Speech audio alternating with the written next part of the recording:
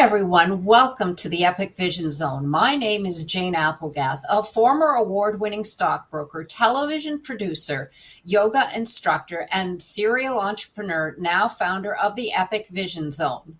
Here at the Epic Vision Zone, we bring you some of the world's most influential people to inspire you to power up your vision, your voice, and your visibility, because what you say and how you say it are the keys to impacting more people, making more money, and living a life of more abundance and joy. A big thank you to everyone for being here today. Anne Sweeney, one of America's most influential businesswomen, said, "Define success on your own terms, achieve it by your own rules, and build a life you're proud to live." Such is the example of our guest today.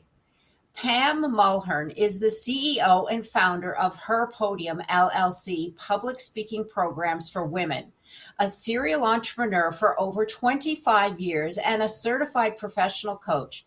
Pam has pivoted from boss lady to product developer, marketer, wholesaler, and retailer, an entrepreneurial journey that has gifted her with the experience, the expertise, and the drive to successfully mentor you and coach you into entrepreneurial greatness. What led Pam to the work she does today was her haunting fear of public speaking. From budget updates to news interviews, speaking engagements, and more, Pamela's fear of public speaking was so real that just the thought of it would make her shake in her stilettos, as she so put it. But knowing the power behind voicing your message, Pam challenged herself to boldly enroll in a public speaking program. It was then that the inspiration came to create a public speaking program exclusively for women, a place of no judgment and support.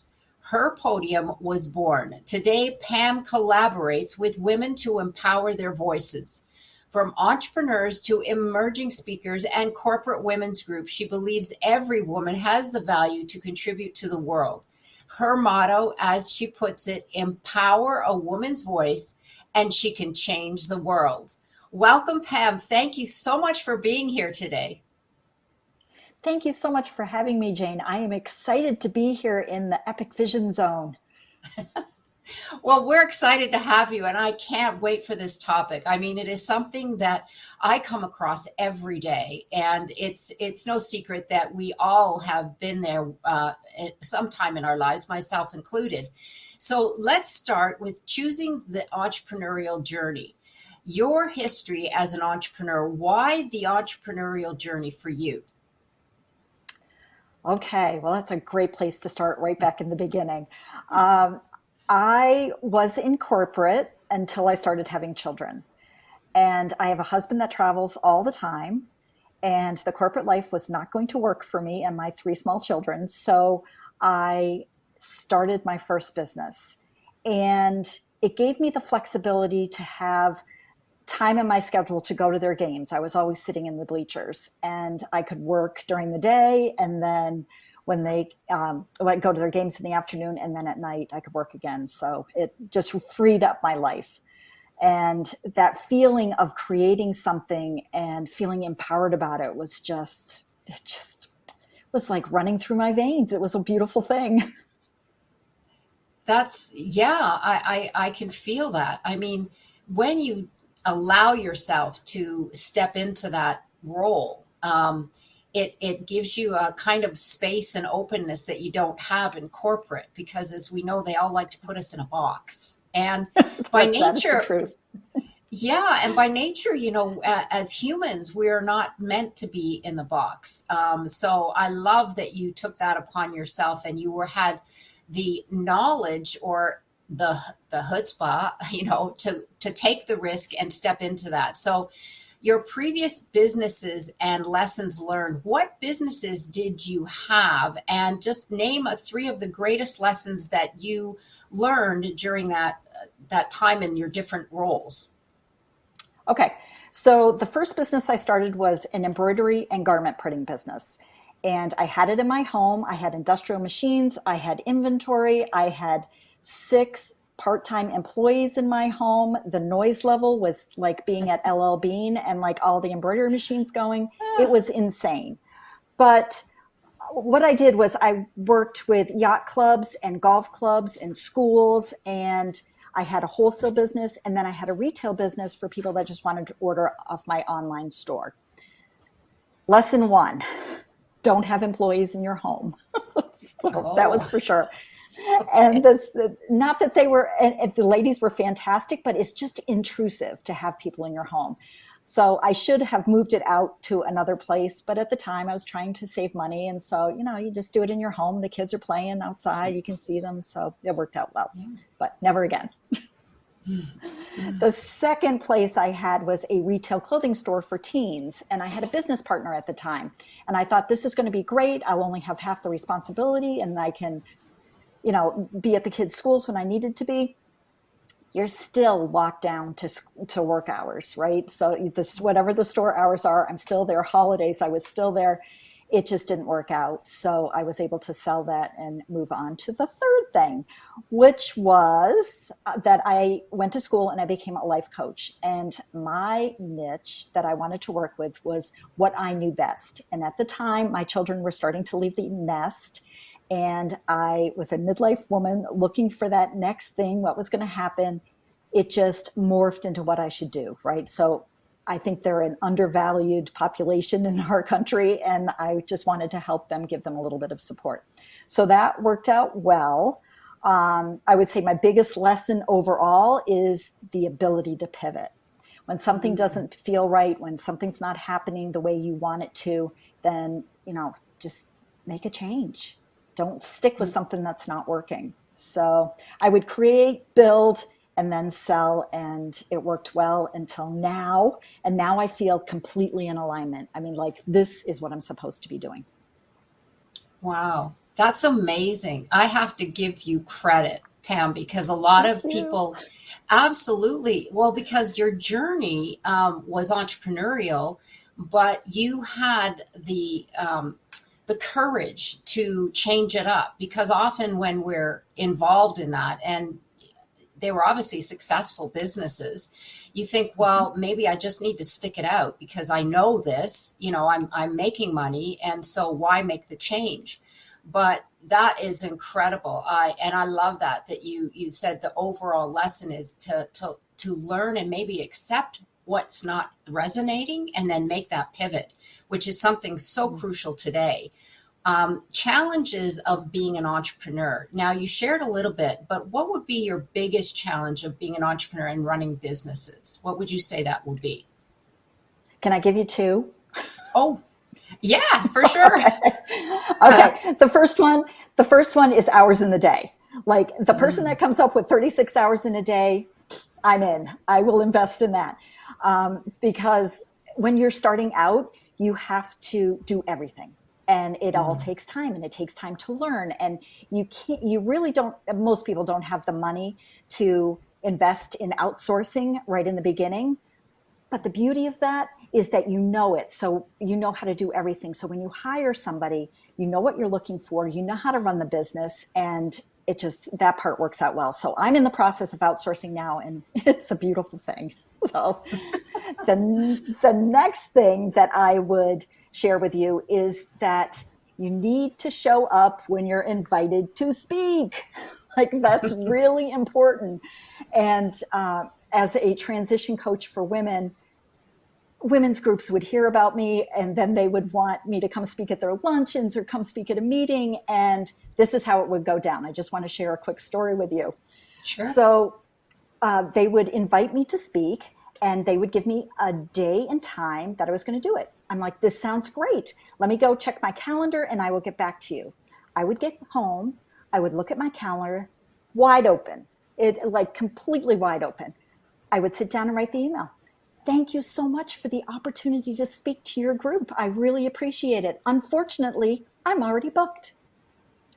So my calendar's clear. I'm telling them that I'm booked. I lived small. I lived safe. And by doing that, I wasn't putting myself out there. I didn't have to worry about messing up because I wasn't doing anything, right? So I lived like this for years. And then I decided to enroll in a public speaking course, and it changed my life. Wow, that's amazing. That the fear was so strong, It was because you, ridiculous. yeah. Well, and it is different. Like what we're having now is a conversation. I feel that, it's not as intimidating as maybe standing up. Maybe if it's a round table, that's a little another step. But when you stand on a stage and you're doing a presentation, that's a whole nother step. But that is fantastic. And you see now, here you are leading this charge. So I think it's wonderful. Like you said, it's come full circle, and this is what you needed to be doing. So you had to take charge. I love it. So Mm-hmm. tell us the biggest fears, because I know public speaking is way up there on the scale of fears for individuals, women and men, across the gamut. And what has been in public speaking some of the greatest fears that you have found when you're coaching individuals? So the majority of my students, when they come in, they are, I ask them what their fears are, because we deal with limiting beliefs on our first class of every course that I teach, which is a little different from the traditional courses. I'm like, let's get to the root of why you have this fear, right? So it can show up as physical symptoms or emotional symptoms. The physical symptoms may be tightness in your chest, or racing heart. You may start sweating. You may feel nauseous. Your tongue gets tied. You start stumbling over your words. So those are the physical symptoms. The emotional symptoms, they can be huge. I mean, they can really shut people down. So it's that lack of confidence that you might have, that you're not smart enough, skinny enough, pretty enough to stand on a stage. The audience won't be interested in what you have to say. You're not worthy of being on the stage. Mm. Like, that's a big one. Women and their worth. They're not worthy. Who would want to hear what I have to say, right? And then the whole overarching umbrella of all the emotional fears is, what if I mess up, right? Oh, yeah. So What if I'm human? that's it. Exactly. Like, who doesn't have this fear? So the first class, with all our courses, we deal with limiting beliefs. And in the class, we do an exercise to kind of back it up and find out where this limiting belief might have come from. And I know for myself that I was an incredibly shy child. I would stand in the corner, and I didn't want to put myself out there because I didn't want to be ostracized in any way. I moved so many times as a child. It was just like, oh, they're letting me in. I want to be there, right? Don't say anything. Don't mess this up. They are accepting me. But it could be so many things that plant this seed of limiting belief. So it could be a teacher that says something to you, or a coach, or a friend, or a parent. I mean, it could be like nothing that they mean to do to you, but it plants that seed, and then it starts to grow, and that becomes your story. So if somebody says to you, "Oh, geez, you're not good at math," well, then the CPA looks back at that, 25 years later, and says, I'm not good at math. But they really are, right? So, but they have this thing in their head that they are not good at math.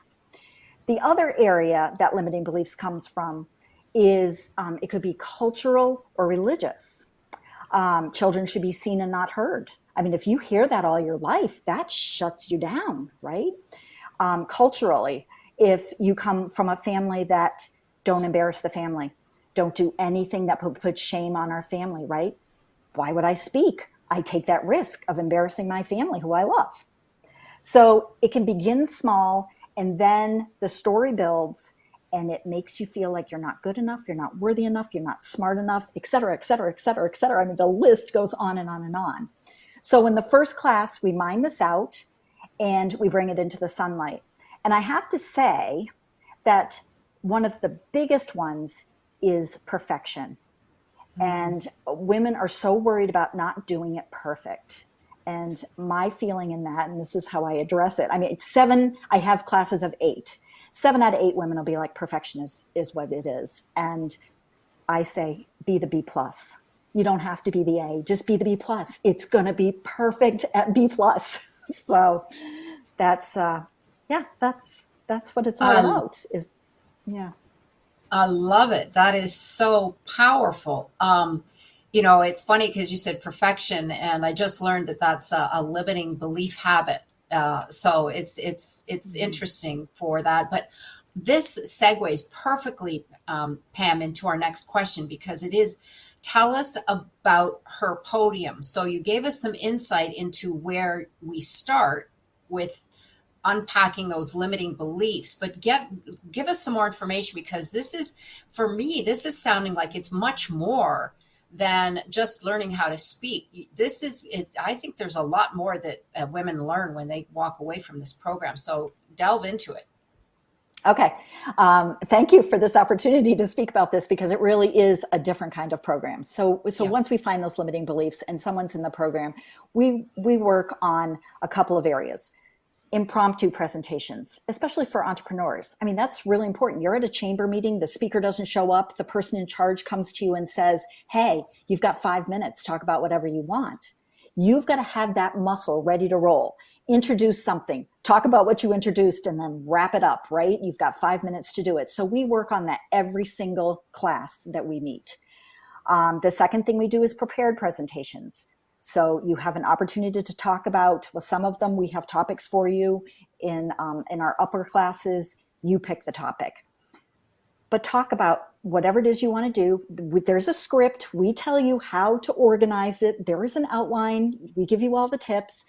And then once you present, the speeches become vetted, because the other people in the class and I give feedback to you. So we're like, oh, you could engage us more if you talked about this, or ask us this question, or whatever it is. So we give feedback to everybody. So as I said, there's 2 levels of the program. Level 1 is to empower women's voices. And this is for the women that are really, really nervous. They're just like, oh, I don't know if I can do this. I'm like, just try. I bet you can do it. And the topics we have, I think, have them learn more about themselves. Like, one of the speeches is on, what does success mean to you? I mean, nobody gets the opportunity to answer that question. I mean, it's a big one. So how can you set a goal if you don't even know where you're going to get to? And then level 2 is really for entrepreneurs that want to start building their speaking library, because why reinvent the wheel every time you are asked to speak? If you can have 4 speeches that are vetted by your fellow students and me, and they are tight speeches, and you can always expand upon a speech, but if you've got these already ready to go, it's just awesome. You don't even have to think about it. Just pull it out of your library and, tweak it a little bit, and it's done. And we all know that, number 1, public speaking will get you clients, customers, whatever it is that you're looking for. So we offer level 2, 2 levels of course. The first one is to empower a woman's voice, and that's for women that really are not comfortable in front of a crowd at all. They're not even comfortable sitting around a conference table and introducing themselves. So this is really the basics, and we want to get them to the point where they're comfortable just even saying who they are and what they do and why they're here, right? But they do actual speeches, and they are speeches that are topics. Like, one of the topics is success, and they have to write a speech on what they think success is. And the speech is only like 5 minutes, but it gets them out there, it gets them doing it, and it's unbelievable the progress they make by the time they graduate. The second level is made up of 4 prepared speeches, which they do it's a lot of entrepreneurs, they do according to their business, right? What is it that they want to share if they were given the opportunity? And I often tell these women, put another tab on your website. These are the presentations that I offer, because there's money out there for that. So put those speeches up there, and then the company can come and say, ooh, geez, Susie speaks about, I don't know what, whatever it is, right? And geez, she might be good for our company. So they don't have to reinvent the wheel every time that they are asked to speak. They can reach into their speech library. They have 4 speeches in there, and they can take it from there, maybe with a few tweaks. I love that. It's so unique, Pam. The whole concept of not just giving them or understanding where they're stuck, but also giving them the confidence, and then taking it a step further, helping them create those presentations, because therein lies another art, right? So Exactly. it's not just verbalizing it, but it's making an impact. And that is gold. I mean, that's the whole thing. I love it. That is so, excuse me, unique. Well, give us some idea about the backgrounds of some of your students, because I know they come from all walks of life. They do.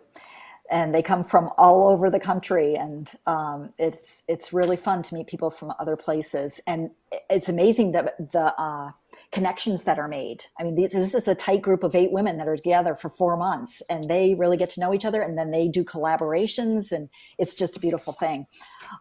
So we have women from all kinds of backgrounds. We have entrepreneurs, we have moms that are involved in the PTA and in clubs that are afraid to present a budget. We have attorneys, we have doctors, we have CPAs, we have C-suite women that come and take our classes. We have therapists and coaches.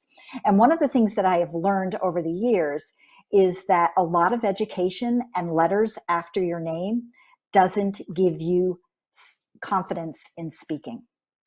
So we all need assistance, and it is not something to be ashamed of. It is right up there, fear of public speaking with fear of death. So my husband says that my marketing should be public speaking or colonoscopy. Like, that's what I should put on a billboard. And I think most people would pick the colonoscopy. So, That's too funny. Yeah, that's it. I don't know. People might be confused and like, is she a doctor or is she a coach? that is true. Oh my gosh, that's too funny. Well, you could distract them with the colonoscopy while they make the speech. No, it's okay. I'll just get carried away. So the importance, that was so funny. The importance of public speaking. So given that, give us 3 reasons why public speaking is vital to becoming a successful entrepreneur, because there is a lot to unpack, but presentation and who we are, especially today in the virtual world, right? Absolutely. Yes. So being able to public speak, especially as a business person, expands your world. It expands the scope, it expands who knows about you, and it gives you the platform to talk about what your product or your service is to find potential clients. You have an opportunity to change how people think, how they feel, and how they spend, right? So you give them a new way of considering something, and that's really important. So it's important to be able to get your message across in some way. And it may just be in little snippets, or it may be in some big presentation that you're giving. So if you want to make a difference in the world, presenting will give you a clear path towards this. So I don't know if that love answers that. your question. Okay. Yes, it does. That is it. Okay. You make an impact. I mean, Yes. it's like, you could have the greatest secret on earth, but if you Right. don't speak it, no one's going to know. That is so powerful. So that therein lies the importance of it. But on a personal level, I know that this can help individuals. Give us some insight into that. Okay. So think about when you're at a cocktail party. You walk in and you see a little group of people that are gathered together, and one person is talking and everybody's very engaged in it, right? That person that's talking is confident in their voice and is considered a leader, right? That's who you want to be. You don't want to be the person standing on the sidelines. You want to be the person that people gather around you and say, ooh, she has something important to say. I want in, right? So the confidence that you get from being able to speak shifts your mindset from that of one that is shy and uncomfortable to that one that has something to share with the world. So it's really important for everybody, everybody, everybody should have some level of confidence in what they have to say. Absolutely. It's really interesting because my nephews went to a private school. And in that, they had to, these were little guys. I think he was like from probably age 10 or 12. They begin to teach them to present on stage, which was really fascinating, because you don't hear about that much in public school. I went to public school. I never learned that. But what a skill to learn when you're young, because you're right. It does shift your mindset. It gives you confidence, and like you said, leadership skills, and it really can make a whole difference in your life. So I agree 100%. So what are some tips that you could give us to our listeners about public speaking? Oh, I have so many. I'm going to limit it to 3.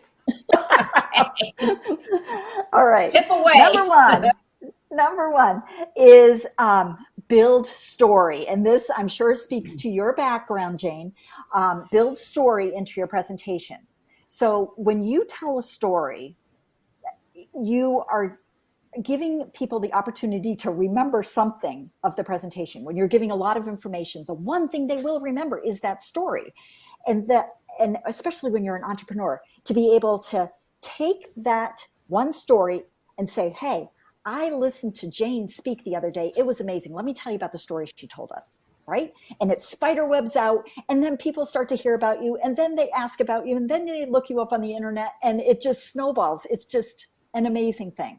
So that's my first tip. My second tip would be to consider yourself a 4th grader in a room of 3rd graders. Okay? So think about back when you were in elementary school and you were a 3rd grader and you looked up to those 4th graders. They were walking in the halls and they had a little swagger to them. They knew everything that was going on in the school. They were knowledgeable. They were keepers of that knowledge, right? When you're standing in front of an audience, they're 3rd graders. You're the 1st grader. You know all the information and you're going to share it with them. So next time you're on a stage, you think about that. You're the 4th grader. That's like, people come back even years later and they're like, I've been the 4th grader. So people remember that. The third tip that I will give you is the power of the pause. So we've all heard speakers that do ahs and ums, and those are actually filler words. They're filling space because speakers think that they need to fill every bit of air when they're speaking, and they really don't. The pause is so powerful. So it does a few things. It stops you from using the ahs and ums. See how I did that? I just stopped. It also gives you an opportunity to get your brain back on track, which is important when you're speaking. And the third thing it does is that it allows the audience to catch up. Because when you're giving a lot of information, they're like, oh, what did she say? What was that last thing? Oh my gosh, I got to keep up. But when you take a pause, the audience can absorb it. It's very powerful. So that's my 3. I love it. So powerful. You're right. And when you said take the pause, the first thing that flashed into my mind were the TED Talks, because you're limited. I think it's 17 minutes or 18 or there and abouts, but it's very limited. And there are those, though, who I've listened to who will pause, and it is very powerful. But yes, you're right, because it makes people stop and absorb, but also for me, it says, wow, they said something really important. I've got to listen now. Yeah. That's another good point. Yeah, right. Oh my gosh, I love it. I love it. So I'm so excited. Tell us about some of your upcoming programs. So both programs, level 1 and level 2, will be starting again in April and May. And they are limited seating because I only have 8 people so that we can give you our full attention. So, the seats fill out fairly quickly. And I would invite anyone that is interested in your audience that says, wow, I need to do this, to contact me and let's have a conversation, because I love chit-chatting over tea with somebody about what their speaking journey is so far. and what they vision their speaking journey to be. Like, what do you Right. want, and what are the steps it's going to take to get there? So the other thing that I have is I have a confidence quiz that you can take for your speaking confidence. And I don't know, Jane, if you have the link for that, maybe are you going to post it? If not, I can get it to you. We will definitely. If we don't have the link, you Okay. can shoot it over to us Okay. because we will have all that information on your bio page Okay, for beautiful. sure. That would be great. Yeah. So those are two things. We have both courses starting up again in April and May, and then the confidence quiz, which is kind of fun to take and see where you are on the charts. So Yes, I would say to everyone, just take that quiz. I mean, it really is fun and it's engaging and it's really interesting to see, mm, where you stand. And also now you say you have these coming up in April and May. Then do you have another set later on throughout the year? yes. So I just Okay. started classes in February. It's like every 2 months I usually start the Okay. classes. Okay. So if they can't delve into it, but then they have another opportunity this year to do so. Right. But get on the waiting list, because I do have a waiting Oh, list. okay. Right. So there you go, ladies. Get on the waiting list because there's no time like the present to step up and have your voice heard and have yourself seen. So any Mhm. last thoughts you'd like to share with our audience, Pam? Well, I think my motto says it all, empower a woman's voice and she can change the world. I've seen it happen so many times that women come in and they are so, so nervous. And by the time they're graduating, they're like, you know what? This isn't too bad. I've got this. They may not love it, but they can get through it. And that would be the goal, right? So Right. I have the best job ever to sit in the bleachers and watch these women go from here to here. Everybody's on their own journey and they all improve. And it's amazing. Yeah. I love that. I love it. I am so excited about your program, Pam, and what you teach, because this is really, there's no time like the present. And, we're all pivoting, and it doesn't even matter. I mean, you might need your voice to apply for a job. It's not Yes. just limited to entrepreneurs. You might need to find your voice as a young person to speak to the person who may be the decision maker in what university or college you go to, because I'm sure they all have interviews. Finding Right. your voice is for everything. I mean, there are so many possibilities and opportunities. So this is really widespread, and I love it. I love what you're doing. I love the sound of your unique program. And like I said, I encourage everyone to go and take that quiz. That information and all of Pam's will be available on her bio page at the Epic Vision Zone. And because we're here, I have one last question for you, Pam. If your life were an epic story, what would the title be? Um, I live by grit and grace. So I would say she learns grit and grace. I have the grace to take a chance, the grit to take a chance on something, and the grace to pivot when it's not working out or I need to go a different way. So, Mm, and one last thought that I would love to leave your listeners with is that life's journey is not a straight line, and just plan on it being a zigzag path and put one foot in front of the other and just do it with grit and grace. I love it. That's it. Put one foot in front of the other with grit and grace. That Mhm. tells a story right there. I see that paints a picture. So I'm like, wow, that's interesting. When's the book coming, Pam? In your spare It is time, right? it is in progress. So thank Really? you for asking. Yes, it is. It is in progress. Oh, So I do think it's needed, and I will let you know when it comes out. you have to. I want to have you on again. Oh my gosh, that is so exciting. Will it be this year? Hopefully, they will. It's okay. I won't hold Hopefully, you to it. I know there's a lot on your plate. It's like juggling balls, right? What should you do first? I I call myself I a get it. plate spinner. Yeah, I'm spinning Hi. plates all the time. Yeah, yeah, I love it. I love it. Well, listen, once again, Pam, I wanted to thank you so much for being here and for your time. And be sure to visit Pam's website, herpodium.com. Again, that will be on her bio information. And check out her quiz and her social media.